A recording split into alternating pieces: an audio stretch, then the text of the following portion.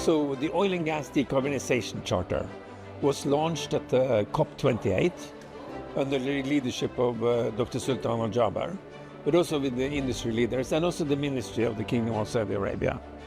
And the purpose of that was basically to say, try to rally the industry around a certain type of ambitions, to articulate ambitions to lower the emissions from the industry.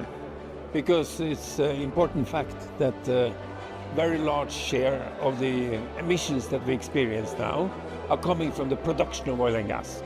And we know that oil and gas is a very important part of the energy mix. So to produce oil and gas with as little emissions as possible is a key ambition. So for that we launched a charter, invited companies to join, and today 56 very big companies have joined the charter.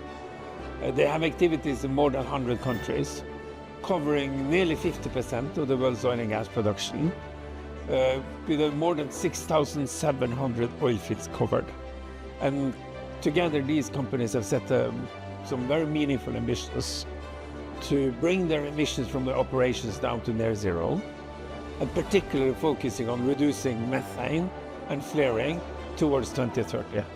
So it's an initiative, a collaborative initiative with a diverse group of companies joining, NOCs, national companies and international companies, with a reach and scale second to none. Yeah, I think what we have discovered is that if we were to improve lower emissions while we still are able to deliver energy with as lowest cost as possible, we need to collaborate.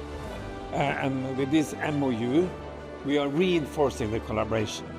So the memorandum of understanding with the IEF, this important organization that brings together oil and gas and energy producing nations and energy consuming nations, and now together with the companies, we believe that will promote even further the awareness and the drive to bring emissions down, and also to raise awareness, particularly among national oil and gas companies and countries in the emerging world.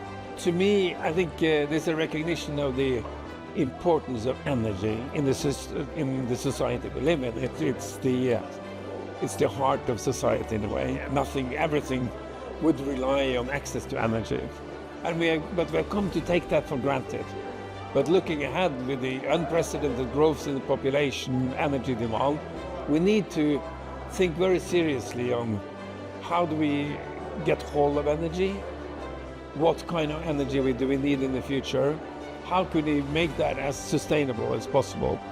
To me, what is clear is that oil and gas will continue to be a very important part of that future energy mix, and it's ever more important to make sure that we produce and consume that as responsibly as possible. I think IEF is playing a very important role in fostering and convening a fact-based dialogue among a diverse set of players. And I believe in dialogue where you both listen but also speak.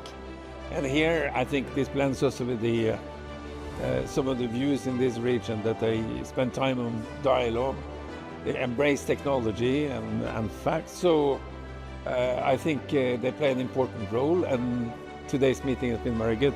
And I'm very proud that OGCI is a partner to IAC, and I'm sure this is going to help bring strength and resilience to the initiative that we are running, as well as to contribute to the future success of the IEF.